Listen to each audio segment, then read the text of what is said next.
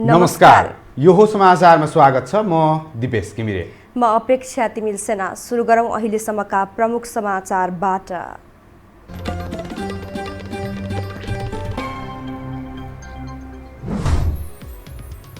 मुद्दा किनारा नलाग्दै प्रचण्ड समूह सत्ता समीकरणको हतारोमा। प्रधानमन्त्रीदेखि प्रदेशमा साझेदारी गर्न नेपाली कांग्रेसलाई प्रस्ताव। छलफलपछि निर्णय दिने देउवाको जवाफ। भारतसँग चिसिएको सम्बन्ध सुधार्न उच्च तहको कूटनीतिक पहल सुरु। नेपालका परराष्ट्र मन्त्री भारतमा सीमा समस्या हल गरिने अभ्यास।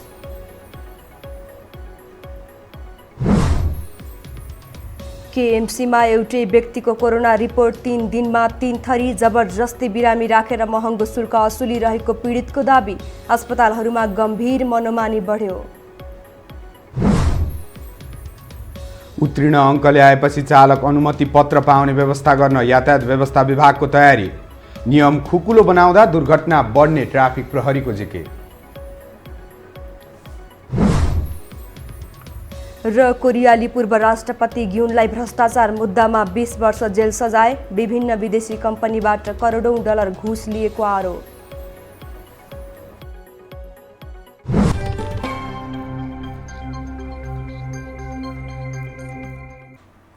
अब समाचार विस्तारमा।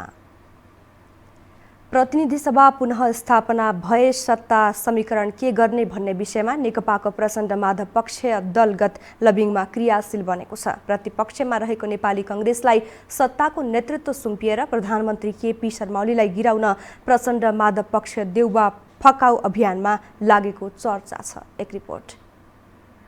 प्रतिनिधि सभा भङ्ग हुन्छ कि पुनर्स्थापना हुन्छ भन्ने टुङ्गो अझै लागिसकेको छैन।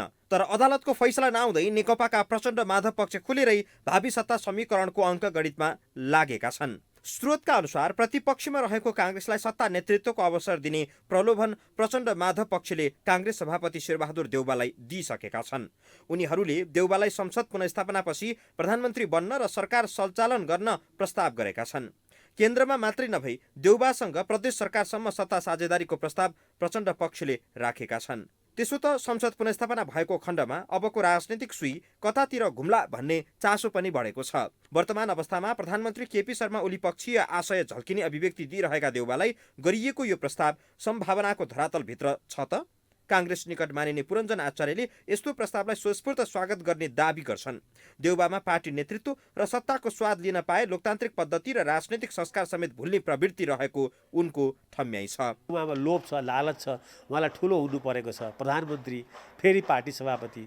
त उहाँले राजनीति चाहिँ यसैको लागि गर्नुभएको हो कि भनेर चाहिँ आज यो निष्कर्ष निकाल्दाखेरि मलाई पनि पीडा हुन्छ। उहाँले त्यो आफ्नो लोकतान्त्रिक इतिहास सम्झेर उहाँले खुर्क लाएर के छ भन्दाखेरि चाहिँ अहिले एक सेन्टेन्समा ल सम्पूर्ण चाहिँ नेपालको चाहिँ लोकतान्त्रिक शक्तिहरू एक ठाउँमा उभ्यौँ र प्रधानमन्त्रीको यो असंवैधानिक कुलाई हामी चाहिँ ठामको ठामै रोक्छौँ भनेर चाहिँ निस्केको भए आज माहौलै अर्को हो। कांग्रेसलाई संसद पुनर्स्थापना भए पनि निर्वाचन भए पनि दुवै हातमा लड्डु रहेको तर्क सभापति देउवाले सार्वजनिक रूपमै दिँदै आएका छन्। दुई नेकपा भित्रको झगडा र प्रतिष्ठाको लडाईँमा कांग्रेस निर्णायक देखिएको छ। यस्तो बेला सत्ता लोलुपतामा कांग्रेस कुद्न नहुने विज्ञहरूको बुझाइ छ। प्यारामिटर म भनौँ एउटा कुरो, यसको निश्चित कुन समयसम्म चाहिँ यो नहुन्जेलसम्म यसलाई टुटाइरहनु पर्ने हो। रिमोट अर्कै ठाउँमा छ। त्यो प्रभुको हातमा भएको रिमोटले कहिलेसम्म चाहिँ त्यसलाई गर्दाखेरि प्रभुलाई फाइदा हुन्छ, के गर्दाखेरि हुन्छ, त्योसम्म चाहिँ टुटाउने हो। त्यहाँदेखि जान्छ। अब त्योदेखि बाहेक फेरि पनि अवस्था पर्यो भनेदेखि भोलिको दिनमा अवस्था पर्यो भनेदेखि चाहिँ फेरि पनि एक हुँदैन भन्न सकिँदैन। जब प्रभुले छोडिदिन्छन् नि, विदेशी प्रभुले छोडिदिन्छन्, छोडिदिइसके पछाडि फेरि पनि एक हुन्छ। कांग्रेस प्रवक्ता विश्वप्रकाश शर्माले कांग्रेसले संविधानको रक्षा गर्ने र लोकतान्त्रिक विधिलाई बचाउने ध्येयमा रहेको दावी गरे। कांग्रेसलाई सत्ताको नेतृत्व गर्नु संविधान रक्षार्थ गौण विषय भएको उनको टिप्पणी छ। नेपाली कांग्रेस पार्टी यता कुम जोडौँला उता कुम जोडौँला कुरै होइन। केपीजीसँग मिल्ने नाममा प्रचण्ड माधवसँग टाढा हुने, प्रचण्ड माधवजीसँग मिल्ने नाममा केपीजीसँग टाढा हुने, हामीलाई के दरकार छ? हामी त बाहिर छौँ नि त। हामीले त भनिआएको थियौँ नि त।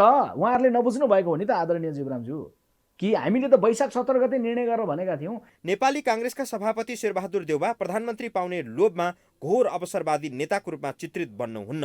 दल र नेतृत्वमा निष्ठाको राजनीति कति छ भन्ने जाँच्ने समय नै यस्तै राजनीतिक सङ्कट र अवसरमा हो। प्रधानमन्त्री केपी शर्मा ओलीको प्रतिनिधि सभा विघटनको कदम संविधान विपरीत भएको कानुनविदहरूले बताएका छन्।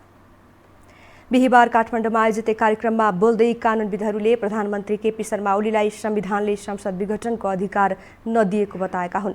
सर्वोच्च अदालतका पूर्व न्यायाधीश गिरीश चन्द्रलालले प्रधानमन्त्रीले संसद विघटनको विषय राजनैतिक भएको भने पनि यो विषय संवैधानिक विषय नै भएको बताउनु भयो। संविधानको धारा उल्लेख गरेर संविधान विघटन गर्ने अनि सार्वजनिक रूपमा बोल्दा राजनैतिक विषय भन्ने कुरा नसुहाउने पूर्व न्यायाधीश लालको भनाइ छ। धारा 76 को उपधारा 1 र 2 बमोजिम बनेका प्रधानमन्त्रीले उपधारा 7 बमोजिम संसद विघटन गर्न नसक्ने भएकोले प्रधानमन्त्री ओलीको कदम असंवैधानिक भएको उहाँको तर्क छ।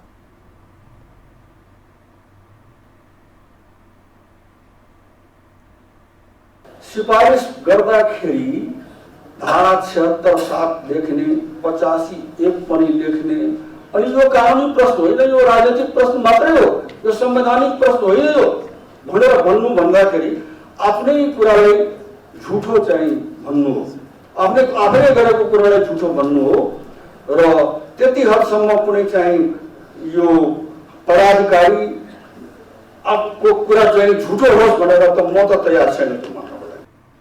संविधानविद डाक्टर चन्द्रकान्त गेवालीले संसदले सरकारको नीति, कार्यक्रम, बजेट सबै पास गरिदिएको साथै नेपालको नक्साको विषयमा संविधान संशोधन समेत गरिदिएको अवस्थामा प्रधानमन्त्री ओलीको संसदसँग विश्वास कायम रहेको बताउनु भयो। यसर्थ संसद विघटन प्रधानमन्त्रीको अधिकार नभएको उहाँको भनाइ छ। यो अनलिमिटेड राइट विघटन गर्ने राइट अहिले संविधानले दिए, त्यो नदिइसके पछाडि अहिले विघटन गरिदिनु हो, तर विघटन होइन, यो त मरेकै छैन, संसद जीवित छ। यो डक्ट्रिन एउटा ग्रहण लाग्यो, चन्द्रमा ग्रहण लाग्यो, त्यो ग्रहण गइहाल्छ, फेरि त्यो रिभाइभ हुन्छ भन्ने चाहिँ मेरो चाहिँ आफ्नो ठाउँमा छ। के हो पौष 5 गते प्रधानमन्त्री केपी शर्मा ओलीको सिफारिसमा राष्ट्रपति विद्यादेवी भण्डारीले प्रतिनिधि सभाको विघटन गरेसँगै नेपालका राजनैतिक दल, नागरिक समाज, बुद्धिजीवीहरूको विरोधका कार्यक्रम गर्दै आइरहेका छन्। अब बाँकी समाचार। नेपाल भारत परराष्ट्र मन्त्री स्तरीय संयुक्त आयोगको 6औं बैठकमा सामेल हुन परराष्ट्र मन्त्री प्रदीप कुमार ग्यावाली नयाँ दिल्ली पुग्नु भएको छ। 3 दिने भारत भ्रमणका लागि मन्त्री ग्यावाली आज बिहान नयाँ दिल्ली प्रस्थान गर्नुभएको हो। नेपाल भारत परराष्ट्र मन्त्री स्तरीय संयुक्त आयोगको 6औं बैठकमा नेपाल भारत सम्बन्ध, व्यापार, पारवहन, पर्यटन, कृषि, वैदेशिक लगानी, पूर्वाधार विकास, ऊर्जा, स्वास्थ्य लगायतका विषयमा छलफल हुनेछ। भ्रमणका क्रममा मन्त्री ग्यावालीले भारतका उच्च अधिकारीहरूसँग समेत छुट्टा छुट्टै छलफल हुने परराष्ट्र मन्त्रालयले जनाएको छ। यस क्रममा मन्त्री ग्यावालीले दुई मुलुक बीचको सीमा विवाद लगायत विषय उठाउने बताउनु भएको छ। यसअघि प्रधानमन्त्री केपी शर्मा ओलीले मन्त्री ग्यावालीले नेपालले जारी गरेको नयाँ नक्साका मामिलामा जानकारी गराउने र आफ्नो अडान स्पष्ट पार्ने जानकारी राष्ट्रिय सभामा दिनुभएको थियो। नयाँ दिल्ली पुगेपछि बिहिबार मन्त्री ग्यावाली कुनै औपचारिक कार्यक्रममा सहभागी भने हुनुभएको छैन। ग्यावालीले भोलि शुक्रबार बिहान 11 बजे भारतीय समकक्षी एस जयशङ्करसँग भेट गर्नुहुनेछ भने त्यसअघि प्रवासी नेपाली सङ्गठनका प्रतिनिधिहरूसँग पनि भेट्ने कार्यक्रम रहेको छ। भोलि नै मन्त्री ग्यावाली नेपाल भारत संयुक्त आयोगको 6औं बैठकमा सहभागी हुने कार्यक्रम छ। बैठकमा दुई देशबीच भएका सहमतिका विषयमा समीक्षा हुनुका साथै व्यापार, ऊर्जा, सीमा लगायत कोभिड-19 सहकार्य, कृषि, पर्यटन लगायतका विषयमा छलफल हुने जनाइएको छ। मन्त्री ग्यावाली 3 गते अपराह्न 2 बजे स्वदेश फर्किने कार्यक्रम रहेको जनाइएको छ। नेपाल कम्युनिस्ट पार्टी नेकपाको स्थायी कमिटी बैठक सकिएको छ। बैठकमा प्रतिनिधि सभा विघटन विरुद्धको सङ्घर्षका कार्यक्रमलाई अझै प्रभावकारी बनाउने भन्ने विषयमा छलफल भएको छ। बैठक भोलि 11 बजे पुनः बस्नेछ। पुष्पकमल दाहाल र माधव कुमार नेपाल अध्यक्ष रहेको नेकपाले प्रतिनिधि सभा विघटन विरुद्ध आन्दोलन गर्दै आइरहेको छ। यसैबीच नेकपा दाहाल नेपाल समूहका अध्यक्ष माधव कुमार नेपालले केपी शर्मा ओलीमाथि थप अनुशासनको कारबाही गर्नुपर्ने अवस्था आएको बताउनु भएको छ। प्रतिनिधि सभा विघटन गरेर वैशाख 17 र 27मा मध्यावधि निर्वाचन घोषणा गरिएपछि दाहाल नेपाल समूहले बहुमत सदस्यको बैठक राखेर ओलीलाई अध्यक्ष र संसदीय दलको नेताबाट हटाउने निर्णय गरेको थियो।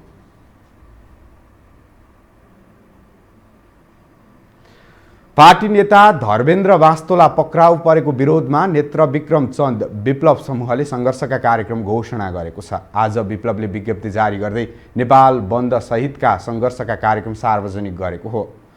पार्टीको केन्द्रीय समिति सचिवालयका सदस्य समेत रहेका नेता वास्तोला पक्राउ परेको विरोधमा विप्लव समूहले माघ 3 गतेदेखि 10 गतेसम्म सङ्घर्षका कार्यक्रम सार्वजनिक गरेको हो। विप्लव समूहले नेता वास्तोलासँगै पार्टीका नेताहरू विवेक र विशाललाई नियन्त्रणमा लिएको विरोधमा आन्दोलनका कार्यक्रम सार्वजनिक गरेको बताएको छ। हामीसँग समाचार अझै बाँकी छन्, अहिलेलाई विश्राम।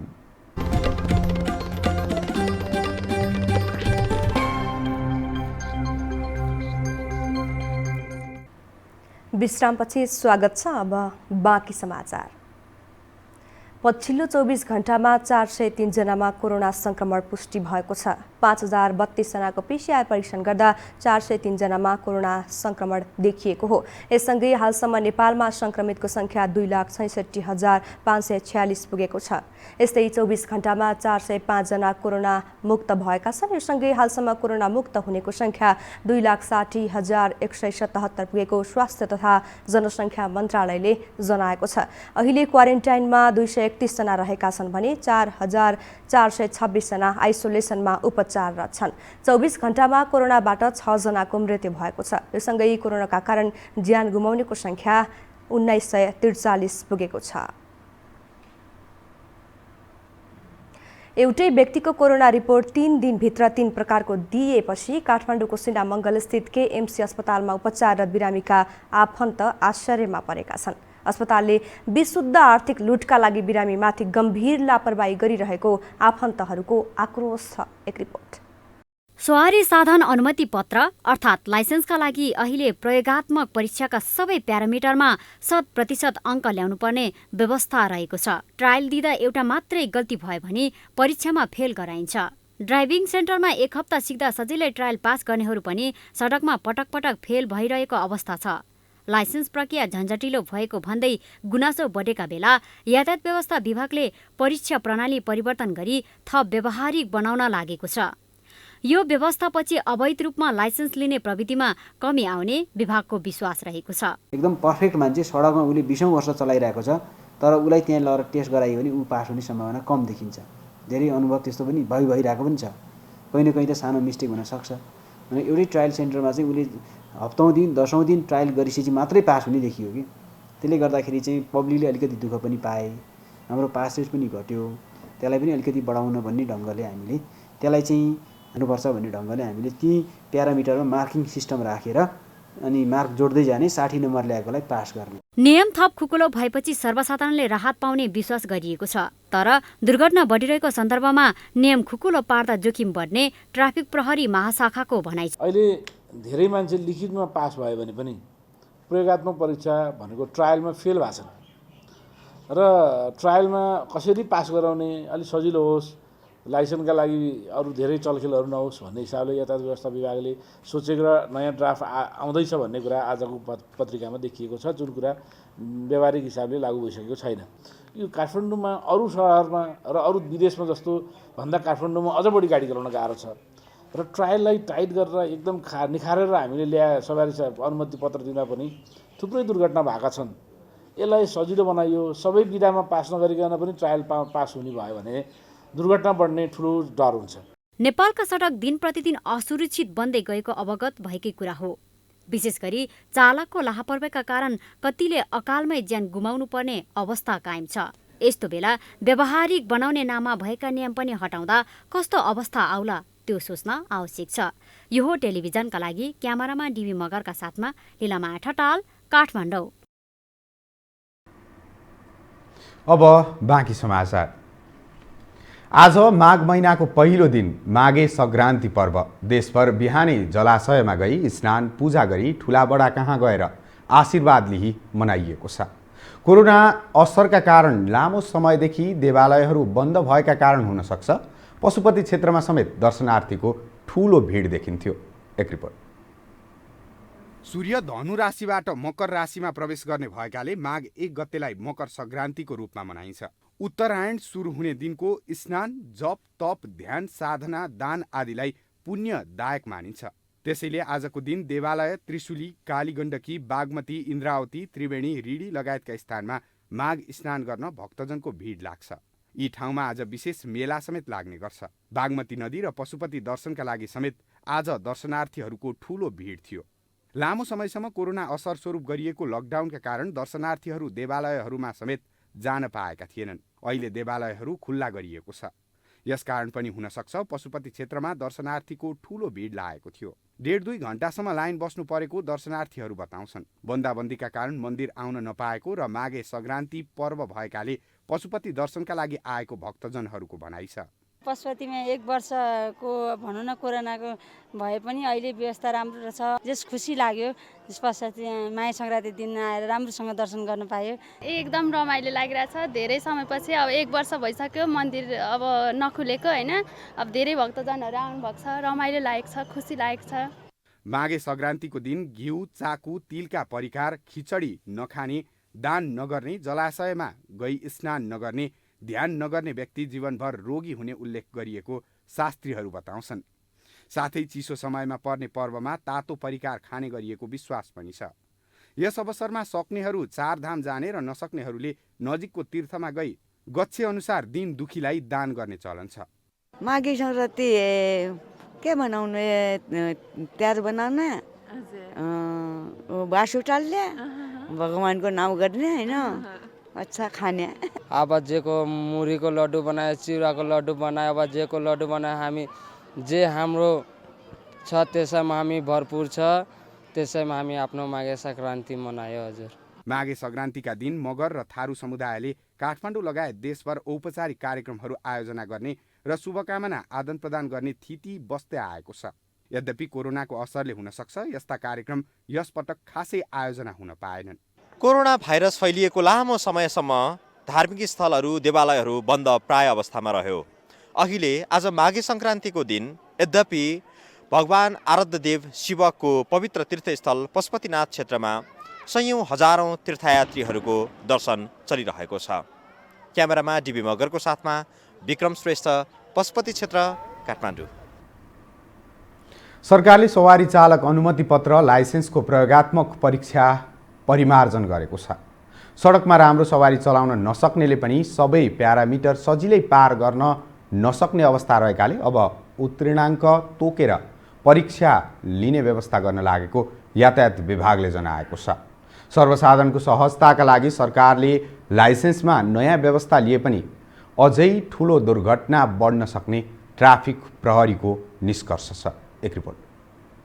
सवारी साधन अनुमति पत्र अर्थात् लाइसेन्सका लागि अहिले प्रयोगात्मक परीक्षाका सबै प्यारामिटरमा 100% अङ्क ल्याउनुपर्ने व्यवस्था रहेको छ। ट्रायल दिँदा एउटा मात्रै गल्ती भयो भने परीक्षामा फेल गराइन्छ। ड्राइभिङ सेन्टरमा 1 हप्ता सिक्दा सजिलै ट्रायल पास गर्नेहरू पनि सडकमा पटक पटक फेल भइरहेको अवस्था छ। लाइसेन्स प्रक्रिया झन्झटिलो भएको भन्दै गुनासो बढेका बेला यातायात व्यवस्था विभागले परीक्षा प्रणाली परिवर्तन गरी थप व्यावहारिक बनाउन लागेको छ। यो व्यवस्थापछि अवैध रूपमा लाइसेन्स लिने प्रवृत्तिमा कमी आउने विभागको विश्वास रहेको छ।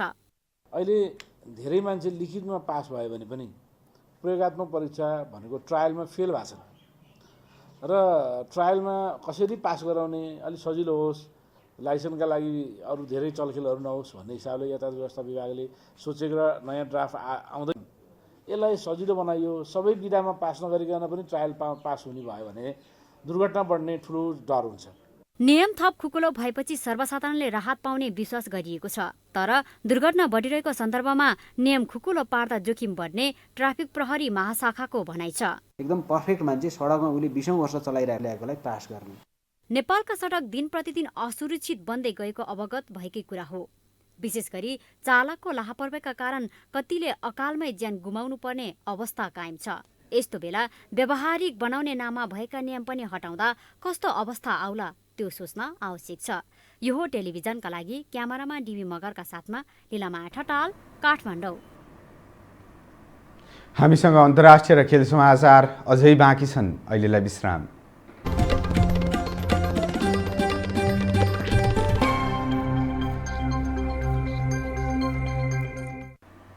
विश्रामपछि स्वागत छ। अब अन्तर्राष्ट्रिय समाचार।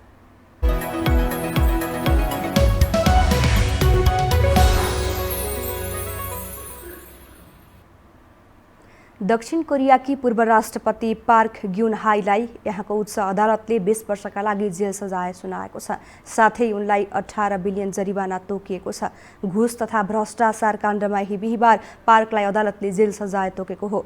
कोरियाली स्वतन्त्रताका सैन्य कमान्डर समेत रहेका चुङ हिकीकी छोरी ग्युनले विभिन्न विदेशी कम्पनीहरूबाट करोडौं डलर घुस लिएको भन्दै उनीमाथि केही वर्ष अघि नै मुद्दा दायर भएको थियो।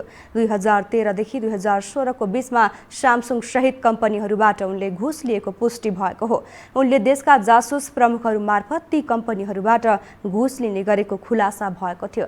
दक्षिण कोरियामा भ्रष्टाचार अभियोगबाट पदमुक्त हुने पार्क पहिलो दक्षिण कोरियाली निर्वाचित राष्ट्रपति हुन्। 68 वर्षीय ग्युनलाई भ्रष्टाचार अभियोग लागेपछि 2017 को मार्च 31 देखि नै कारागार चलान गरिएको थियो।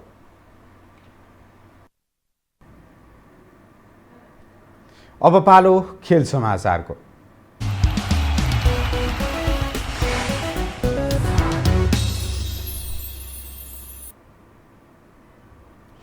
नेपाल क्रिकेट संघको आयोजनामा हुन लागेको प्रधानमन्त्री कप पुरुष 1 दिवसीय क्रिकेट प्रतियोगिताको सम्पूर्ण तयारी पूरा भएको छ। नेपाल क्रिकेट संघका अध्यक्ष चतुरबहादुर चन्दले प्रतियोगिताको सम्पूर्ण तयारी पूरा भएको जानकारी दिनुभयो। विश्वभर फैलिएको कोरोना भाइरसका कारण केही समय धकेलिएको प्रतियोगिता कीर्तिपुर स्थित त्रिभुवन विश्वविद्यालयको खेल मैदान र मूलपानी क्रिकेट मैदानमा आयोजना हुँदैछ। भोलिबाट हुने प्रतियोगिताको पहिलो खेलमा विभागीय टोली त्रिभुवन आर्मी क्लब र गण्डकी प्रदेशबीच प्रतिस्पर्धा हुँदैछ। माघ 17 गतेसम्म चल्ने प्रतियोगितामा 7 प्रदेश र 3 विभागीय टिम गरी कुल 10 टोलीको सहभागिता रहनेछ। प्रतियोगिताको आयोजक क्रिकेट संघले सहभागी 10 टोलीलाई 2 समूहमा विभाजन गरेको छ। खेल समाचारसँगै हामी यो समाचारको अन्त्यमा आइपुगेका छौँ। जाँदा जाँदै प्रमुख समाचार पुनः एकपटक।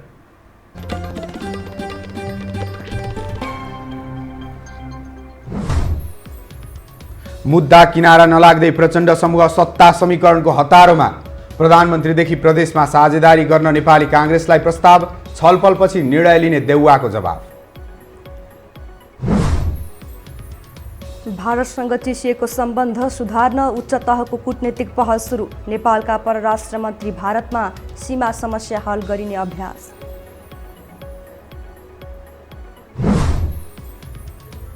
केएमसीमा एउटै व्यक्तिको कोरोना रिपोर्ट 3 दिनमा 3 थरी। जबरजस्ती बिरामी राखेर महँगो शुल्क असुलिरहेको पीडितको दाबी। अस्पतालहरूमा गम्भीर मनोमानी बढ्यो।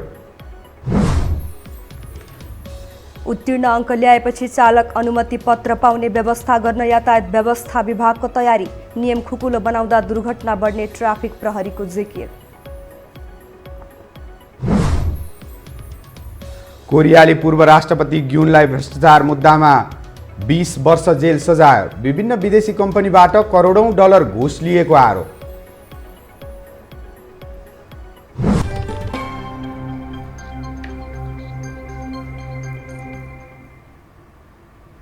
हवस् त यो समाचार सकियो। समाचार बुलेटिनका साथै यो टेलिभिजनका सम्पूर्ण कार्यक्रम यो टेलिभिजन.com, यो खबर.com, युट्युब र फेसबुकमा पनि पढ्न र हेर्न सक्नुहुनेछ। मोबाइलमा यो टिभी एप डाउनलोड गरी हामीलाई प्रत्यक्ष हेर्न सक्नुहुनेछ। तथ्य सहितको निष्पक्ष समाचारका लागि हेर्दै रहनुहोला यो टेलिभिजन। नमस्कार।